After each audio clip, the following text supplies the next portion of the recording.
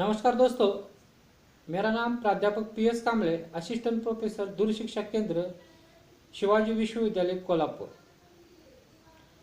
हम देख रहे हैं कि BA भाग 2 ऐच्छिक हिंदी प्रश्न पत्र 4 के सत्र 3 के कबीर के दोहे। पिछले वीडियो में हमने कबीर के दोहे इस काव्य में से कबीर दास का परिचय और उनके काव्य का परिचय देखा है। आज के इस वीडियो में हम कबीर के गुरु के बारे में विचार दोहों के आधार पर और कबीर के भक्ति विषयक विचार दोहों के आधार पर इस पर हम चर्चा करेंगे। पिछले वीडियो में देखकर हम कबीर के गुरु के बारे में विचार देखेंगे। कबीर भक्ति काल के श्रेष्ठ रचनाकार है। कबीर ने गुरु महिमा का वर्णन अपने दोहों में किया है। गुरु की महिमा को उद्घाटित करते हुए उन्होंने लिखा है कि सदगुरु की महिमा अनंत अनंत किया उपगार, लोचन अनंत उगाड़िया अनंत दिखावन हार। दोहा है, सदगुरु की महिमा अनंत अनंत किया उपगार, लोचन अनंत उगाड़िया अनंत दिखावन हार। गुरु का गौरव असीम है, उन्होंने अनंत उपकार किए हैं। मेरे अनगिनत ज्ञान चक्षुओं को खोलकर असीम ब्रह्म का दर्शन कराने का श्रेय उन्हीं को है। कबीर के लिए गुरु ही सर्वश्रेष्ठ है। इस तरह से गुरु ने ज्ञान जो दिया है उसका वर्णन इस दोहे में किया है। दूसरा जो दोहा है, यह तन विष की बेलरी, गुरु अमृत की खान, शीश दे गुरु मिले तो भी सस्ता जान। यह तन विष की बेलरी, गुरु अमृत की खान, शीश दे जो गुरु मिले तो भी सस्ता जान। कबीर कहते हैं कि यह शरीर विष अर्थात जहर से भरा हुआ है और गुरु अमृत की खान यानी कि मार्गदर्शक है। अगर मनुष्य अपने सिर के बदले कोई सच्चा गुरु प्राप्त कर पाए तो वह सौदा भी बहुत सस्ता है। यानी कि गुरु के बारे में क्या कहा है कबीर ने, देखो कि यह शरीर जो है विष से भरा हुआ है, गुरु के पास अमृत है, वह अमृत की खान है यानी कि मार्गदर्शन है, उस उपदेश दे सकते हैं। मनुष्य अपना सिर के बदले सच्चा गुरु प्राप्त करे तो भी यह सौदा जो है सस्ता है। इस प्रकार कबीर ने गुरु को अमृत की खान कहा है। अपने विषय विकारों को दूर करने वाला गुरु ही होता है। किसी ने कहा गुरु गुण लिखा न जाए, बिल्कुल इसी तरह कबीर ने गुरु महिमा का वर्णन किया है। कबीर ने गुरु के बारे में क्या कहा है, देखो दो है गुरु के बारे में। सदगुरु की महिमा अनंत अनंत किया उपकार, लोचन अनंत उगाड़िया अनंत दिखावन हार। यानी कि गुरु का गौरव असीम है, उन्होंने अनंत उपकार किए और मेरे अनगिनत ज्ञान कक्षों को खोलकर असीम ब्रह्म का दर्शन कराया है।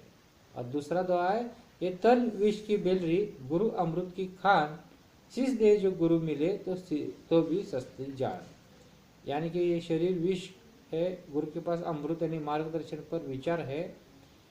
इस मनुष्य अपने सिर के बदले सच्चा गुरु प्राप्त करे तो भी ये सौदा बहुत सस्ता है। अब हम देखेंगे कि कबीर के भक्ति से विचार क्या है दोहों के आधार पर। कबीर निर्गुण भक्ति पद्धति के प्रवर्तक है। निर्गुण निराकार ईश्वर को वे ज्ञान का विषय मानते हैं। ईश्वर के भक्ति और आराधना वे सच्चे मन से करने को कहते हैं। भक्त को ईश्वर को पाने के लिए कहीं जाने की आवश्यकता नहीं है, वो तो उसके पास ही है, वे कहते हैं। कबीर का कहना है, भक्तों को ईश्वर पाने के लिए तीर्थ, मंदिर, मस्जिद में कोई जाने की जरूरत नहीं, वे उसके पास है। इसके लिए उनका दोहा है, आपने अभ्यास करने के लिए, कस्तूरी कुंडली बसे मृग ढूंढे बन माही। कस्तूरी कुंडली बसे मृग ढूंढे बन माही, ऐसे घटी घटी राम है दुनिया देखे नाही। कस्तूरी कुंडली बसे मृग ढूंढे बन माही, ऐसे घटी घटी राम है दुनिया देखे नाही। उनके अनुसार ईश्वर की प्राप्ति के लिए आडम्बर करने की कोई जरूरत नहीं, अपने ही पास बैठे मन में है।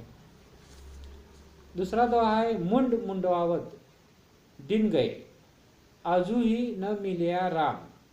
राम नाम कहूँ क्या करे, जे मन कहे के और काम। मुंड मुंडावर दिन गए, आजोही न मिलिया राम, राम नाम कहूँ क्या करे, जे मन के औरे काम।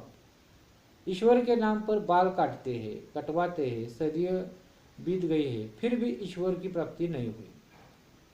इसी प्रकार यदि मन विषय विकार से भरा हो तो ईश्वर का नाम लेने से कुछ फायदा नहीं होता।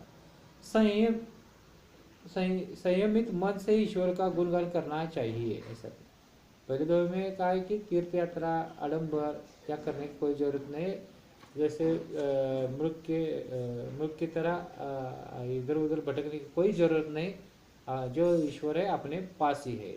उसी तरह दूसरे दौर में कहा है कि मुंड मुंडाए, यानी कि बाल काटने या अन्य कोई कुछ विद्या करने से कोई उपयोग नहीं। तो मन के विकारों से भरा हो तो ईश्वर नहीं मिलेगा। तो संयमित मन से ही ईश्वर का गुणगान करेंगे तो मन ईश्वर मिल जाएगा।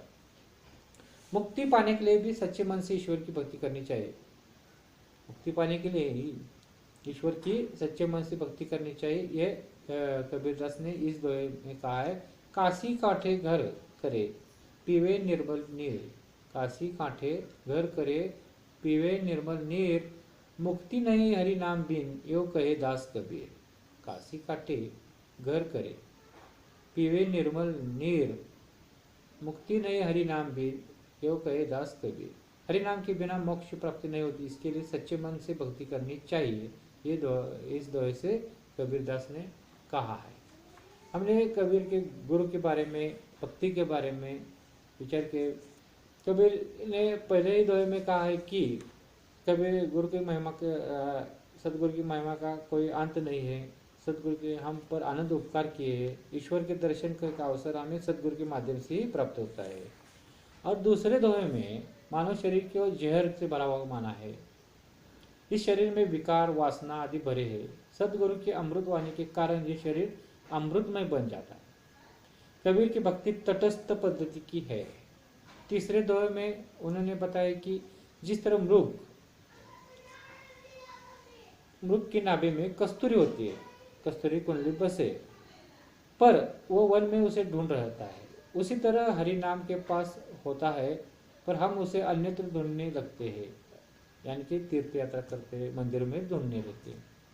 उसी तरह हरि नाम हमारे पास होते हैं और हम अन्यत्र ढूंढते हैं। राम की खोजते खोजते हम कई बार भयम आडंबर करते रहते हैं। कबीर ने चौथे दोहे में समझाया कि सिर मुंडाए राम नहीं मिलता, मन में राम होना चाहिए। पांचवें दोहे में जब तप व्रत उपास को कबीर ने अनावश्यक बताया है। उनके ऊपर आश्रित रहने वाला व्यक्ति अंत में संसार में से वैसे ही निराश होकर चला जाता है जैसे तोता तो से मैं फूल की सेवा इस आशा में करता है कि उसे अच्छा पदार्थ खाने को मिलेगा, परंतु जैसे ही वो चोच चलाता है फूल खोलता, खोखला निकलता है और तोता निराश हो जाता है। यानी कि इस तोते की तरह हमारी हालत हो जाती है। कबीर के अनुसार ईश्वर की खोज तीर्थ स्थलों पर भटकने से नहीं हो पाती। मनुष्य का मन ही मथुरा है, उसका हृदय द्वारिका है और शरीर काशी है। 10वां द्वार ही देवालय जिसमें प्रकाशित ईश्वर ज्योति को साक्षात्कार करना चाहिए। कबीर ने 7वें दोहे में हरि नाम को महत्व पर प्रकाश डाला है। काशी के किनारे घर बनाने और पवित्र गंगा जल पीने से मोक्ष प्राप्ति नहीं होती। सच्चे मन से ईश्वर की भक्ति करने से ईश्वर प्राप्त हो जाता है। कबीर ने 8वें दोहे में कामिनी से विरक्त होने की बात कही। उन्होंने गुरु गोरखनाथ के उदाहरण द्वारा इस बात को स्पष्ट किया है। 9वें दोहे में निंदक के बारे में लिखा है। निंदक बिना पानी और बिना साबुन के ही मनुष्य के दोष को हटाकर उसे अच्छा बना देता है। अर्थात निंदक के द्वारा ही जाने वाली निंदा मनुष्य के अपने दोष को प्रति सतर्क होकर उसे सुधारने के लिए तत्पर करती है। निंदक के द्वारा की जाने वाली निंदा से हम सुधर सकते हैं।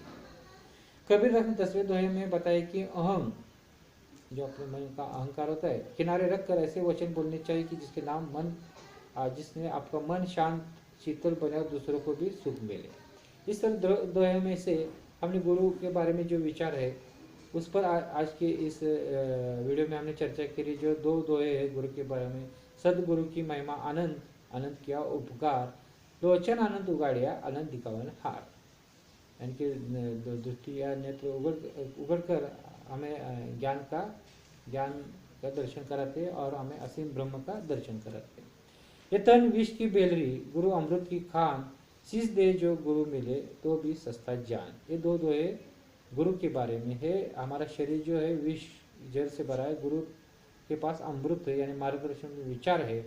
हमारा सिर देखकर भी हमें अच्छा गुरु मिल जाए तो भी ये सौदा सस्ता है। और भक्ति के बारे में जो दोहे है, कस्तूरी कुंडली बसे मिग ढूंढी बन माही, ऐसे ही घटी घटी राम है दुनिया देखी नहीं। यानी कि मृग के जो नाभि होती है उसमें कस्तूरी होती है और वो अन्य वन में ढूंढता है, उसी तरह हम तीर्थ यात्रा मंदिर मस्जिदों में भगवान को ढूंढते हैं, अपने पास भगवान है ये नहीं देखते। ये भक्ति के बारे में पहला दोहा है उनका। और मुंड मुंडावे दिन गए अजय न मिले राम, राम नाम को क्या करे जी मन के अरे का। यानी जो केस कटवा बाल कटकर भगवान नहीं मिलता, अपने मन के विकारों को जो भरा है उसे नष्ट करके संयत मन से ही ईश्वर का गुणगान करना चाहिए। और मुक्ति पाने के लिए जो दुआ ईश्वर के बारे में, काशी काटे घर करे, काशीच्या ठिकाणी जर घर केलं, पिवे निर्मल नीर यानी निर्मल नीर यानी पानी पे तो भी मुक्ति नहीं हरि नाम के बिना, ऐसा कबीर ने कहा है। और भक्ति के बारे में जो दोहे, तीन दोहे हैं। इस तरह से हमने इस वीडियो में आज कबीर के गुरु और भक्ति के बारे में जो विचार है इस पर चर्चा की है। तो धन्यवाद दोस्तों।